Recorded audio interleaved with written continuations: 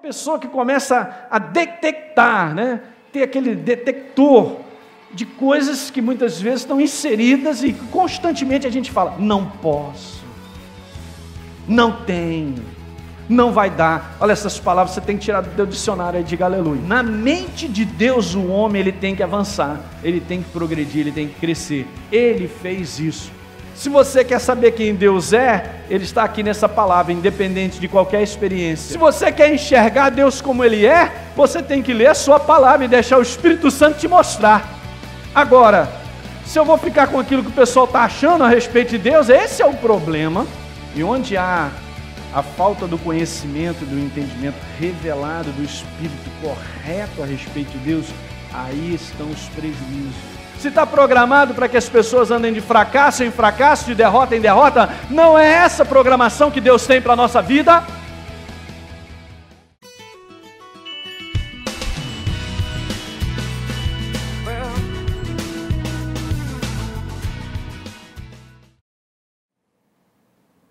Então o sistema do mundo, que é isso que eu quero que você entenda, como diz a Bíblia, ele está debaixo, ele está adormecido, ele está inserido, imerso no engano.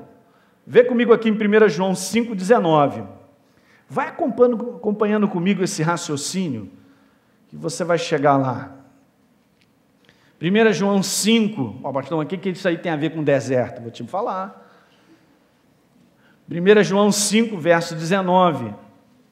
E João diz assim para a igreja que somos nós, e sabemos que somos de Deus. Você sabe que você é de Deus ou não? Aleluia!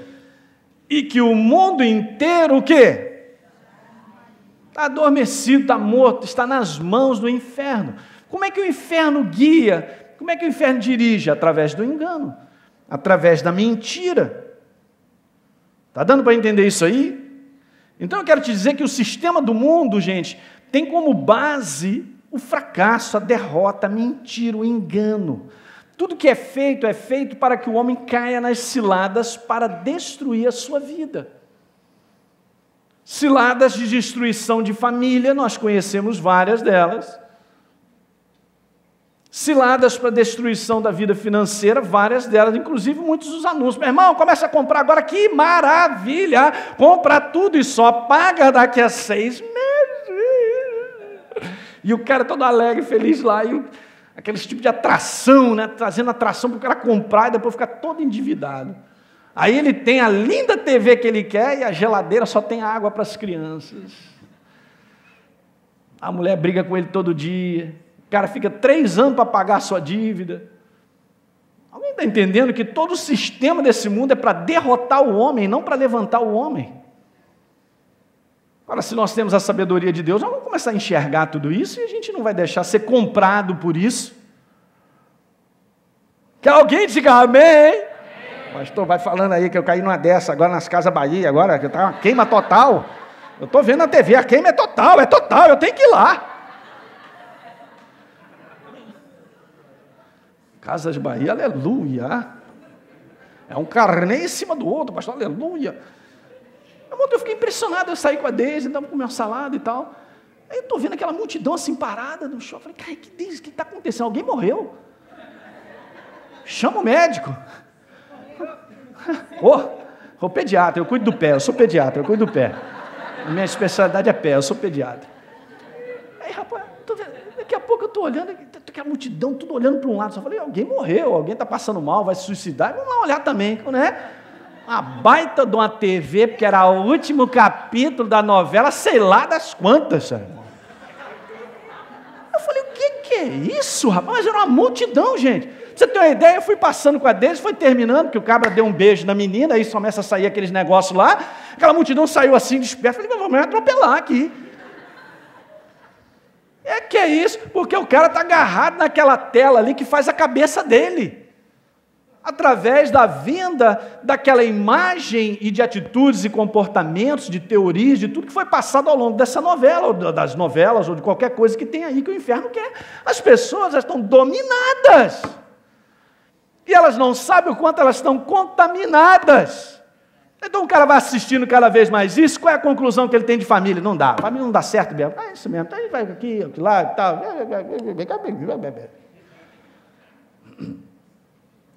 propostas, gente, que não tem nada a ver com a palavra. Por quê? Porque as pessoas estão dominadas. Tudo que o inferno faz é fazer a cabeça das pessoas. Mas nós somos o povo de Deus, diga glória. O mundo inteiro jaz no maligno, gente. O mundo está sentado debaixo do falso, do engano. Vai comigo, Apocalipse capítulo 20. Oh, aleluia, hein?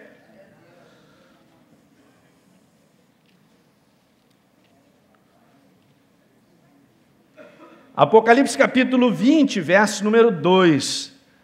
Falando a respeito daquilo que vai acontecer, a respeito do diabo.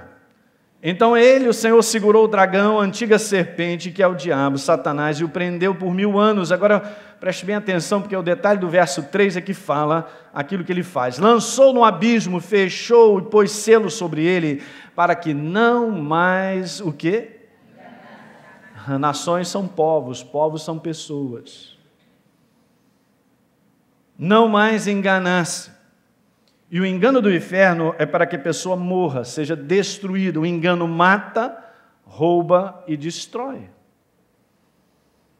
Tudo aquilo que não tem base na verdade, na voz de Deus, na direção de Deus, não vai contribuir para o meu benefício nem o seu. Ah, pastor, você está falando então que a gente tem que ser uma pessoa bem seletiva. Estou dizendo isso. Você tem que tomar cuidado. O que tem feito na sua cabeça? O que tem gerenciado em termos de mentalidade? É uma mentalidade que eu não posso, que não dá, que está tudo difícil, está todo mundo mesmo ralado, é isso aí mesmo e tal. Ou nós somos o povo de Deus e Deus ele tem algo diferente para nós? Alguém diga a glória. Porque Ele não veio para matar, Ele veio para que eu tenha vida e a tenha em abundância. Aleluia! É uma outra proposta. E essa jornada do povo mostra exatamente o que Deus ele tinha preparado. Então, olha, gente, o espírito do engano, ele tem coberto e tem influenciado a mentalidade de todo ser humano. O ser humano não sabe, porque as coisas são encobertas. Veja o que diz Paulo em 2 Coríntios capítulo 4.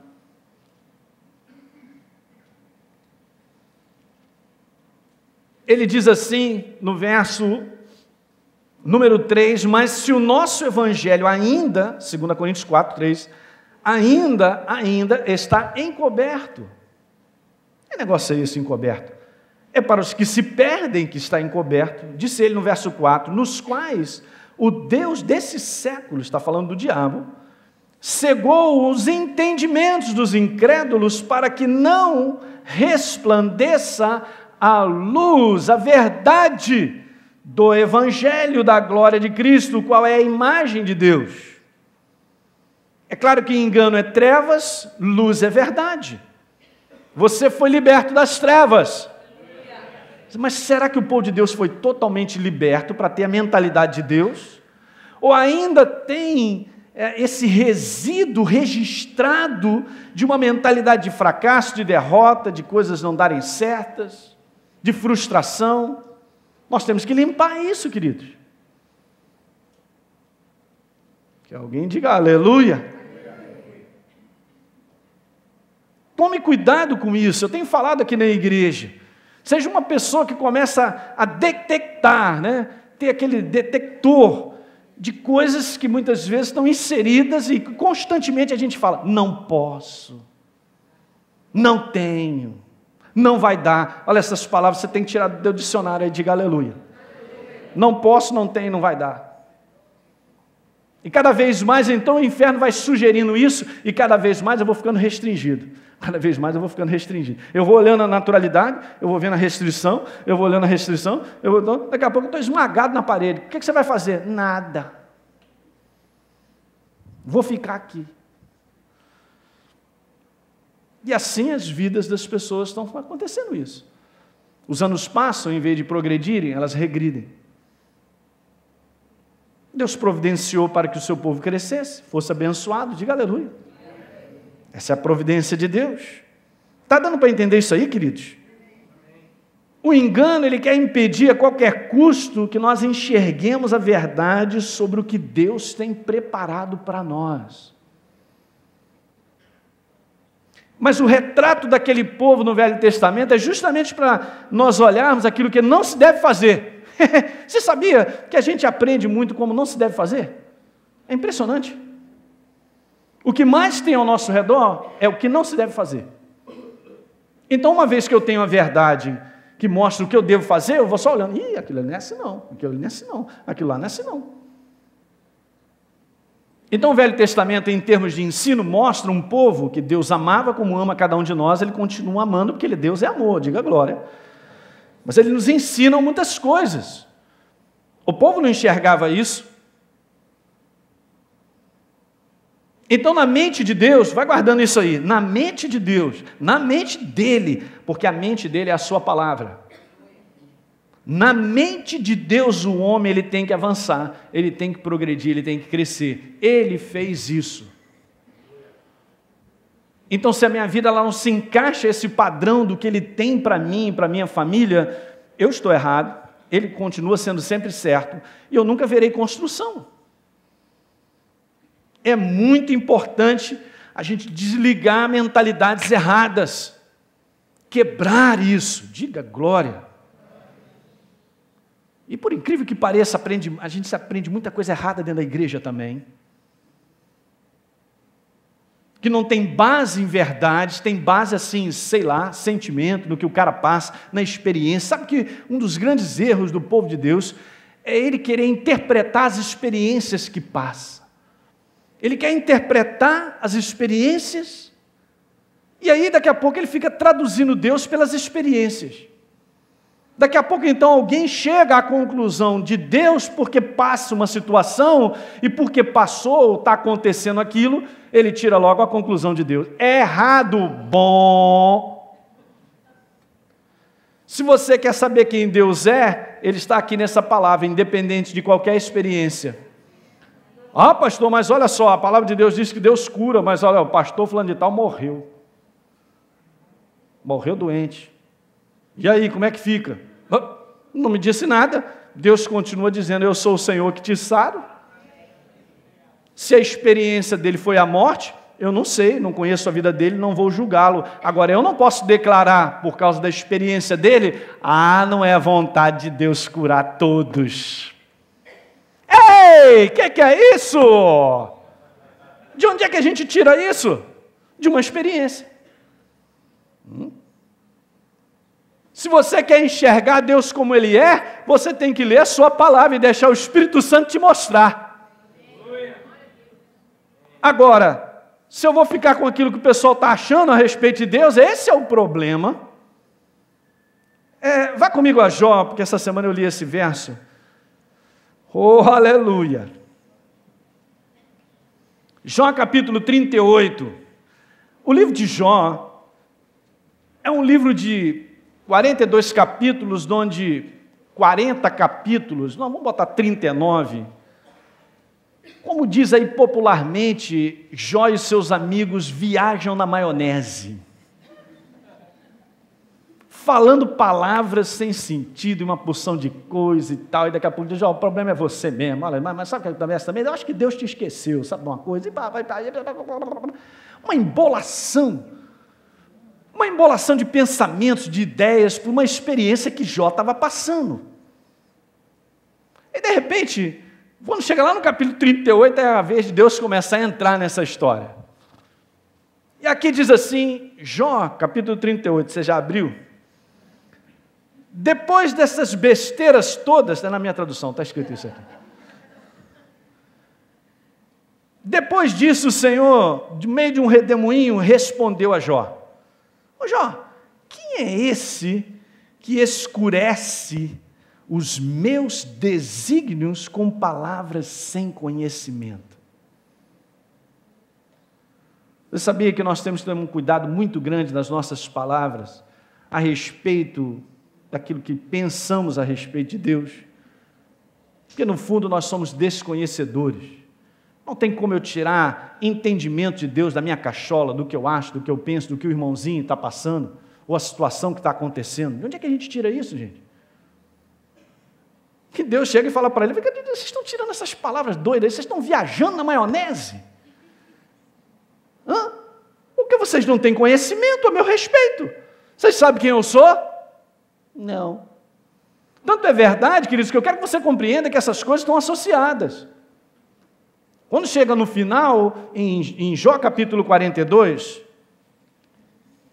veja bem, se liga no mistério revelado.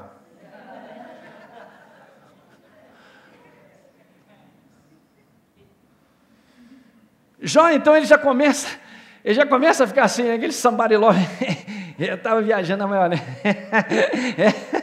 Olha,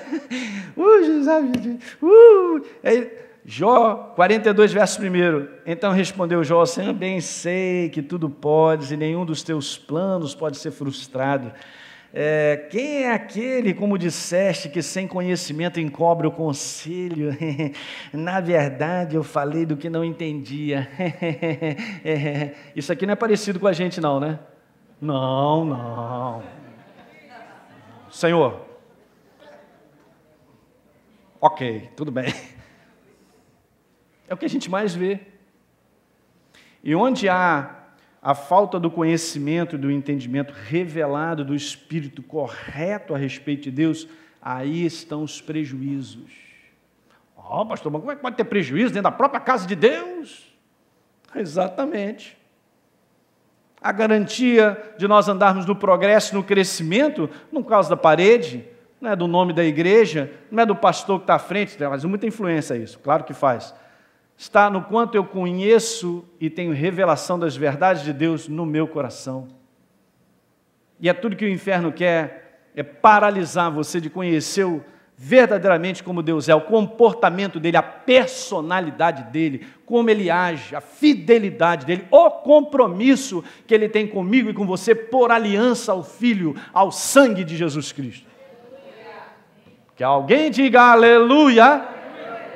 Então, se está programado o mundo ser destruído, como o inferno tem feito, não é essa a programação para a nossa vida. Se está programado para que as pessoas andem de fracasso em fracasso, de derrota em derrota, não é essa a programação que Deus tem para a nossa vida. Pastor, mas no Noves Fora, na prática, isso tem acontecido. Então, o problema não é Deus, somos nós, que não temos entendimento e nem conhecimento de verdades a respeito de quem Ele é. E eu fico aceitando o engano do inferno.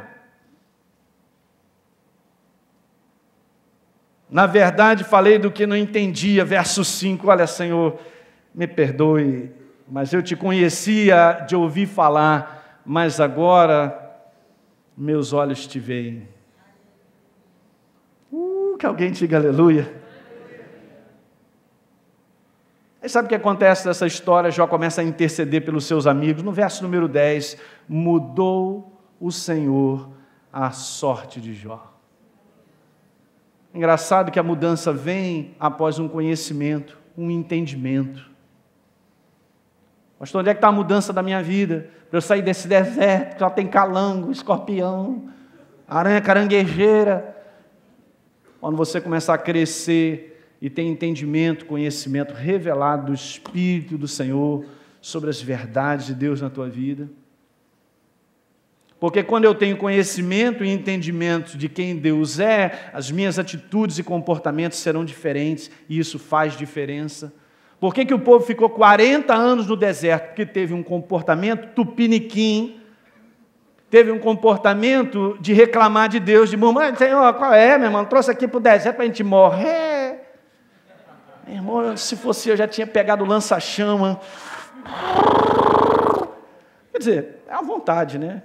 Mas Deus não fez isso. E olha que ele teve vontade. E Moisés foi lá, Senhor, não faz isso não. Olha só, é teu povo. Tu tiraste do Egito. Tá bom, Moisés, tá bom. Alguém está entendendo isso aí, gente?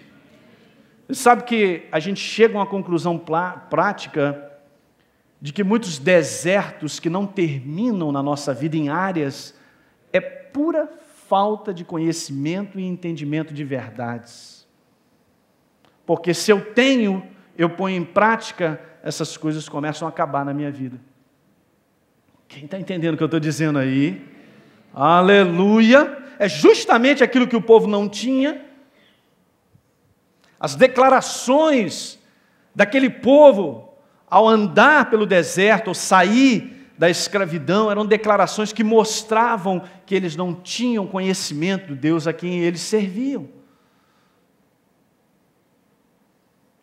Quando eu não tenho entendimento, quando eu não tenho conhecimento, a porta está aberta para que o engano faça a minha cabeça.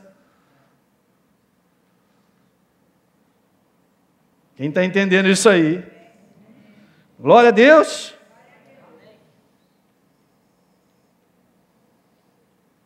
Há situações que já poderiam ter sido resolvidas, mas eu não enxerguei ainda. Nós não enxergamos ainda. Se nós andarmos debaixo daquilo que nós enxergamos e sendo iluminados, porque toda verdade, gente, iluminada na nossa vida, ela mostra o que está acontecendo. Ora, você pega uma lanterna, você acende esse auditório, você já enxerga tudo. Você vê os obstáculos, você vê as situações, agora fecha tudo e entra aqui dentro, vai tropeçar em tudo que existe. E assim está a vida de muitos crentes. Muitas pessoas da igreja do Senhor estão andando de lanterna apagada, sem pilha, e está só tropeçando. É dedo todo arrebentado o tempo todo. Boca já perdeu os dentes da frente. Só vai tomando um tombo em cima de outro tombo. Por quê? Caminha na escuridão, caminha sem as verdades. Lâmpada para os meus pés é a tua palavra. Luz para os meus caminhos. Ora, eu estou vivendo inserido no mundão, você também. Nós não somos do mundo, diga glória. Mas eu estou vivendo nele, é trevas, é engano. Eu preciso enxergar. E é sempre assim, Deus ilumina, Ele mostra o que eu preciso fazer, porque se eu estou com a lanterna, eu obrigatoriamente tenho que me desviar dos obstáculos. Não é Deus quem me empurra e leva no colo e acende a lanterna.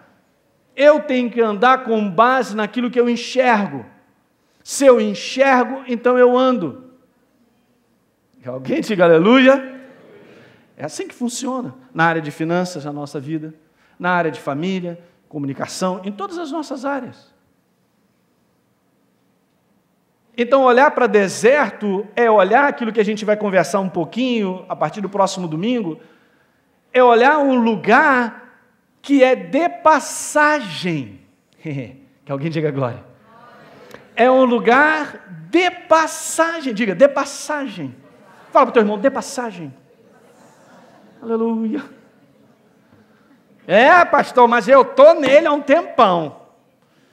Se você está nele há um tempão, deixa Cristo te iluminar. Deixa você enxergar verdades. É um lugar de passagem e existem alguns paralelos, alguns paradoxos, algumas coisas que eu quero compartilhar com você a respeito do deserto em si, sobre o deserto. Situações extraídas justamente daquilo que Deus disse. Olha, Elinho, tudo que foi escrito no passado foi para o teu ensino, cara. Aprende a como não se deve fazer. É muito legal, né? Deus nos ensina isso. É só olhar o comportamento daquele povo, o entendimento daquele povo. E Deus está me dizendo assim, Aninha, não é assim. Aprenda como não se deve fazer. Diga glória. Está dando para compreender isso aí? Muito legal. Vamos continuar nessa jornada falando sobre esse assunto. Porque eu tenho certeza que você vai sair de alguns desertos aí que parece que são intermináveis.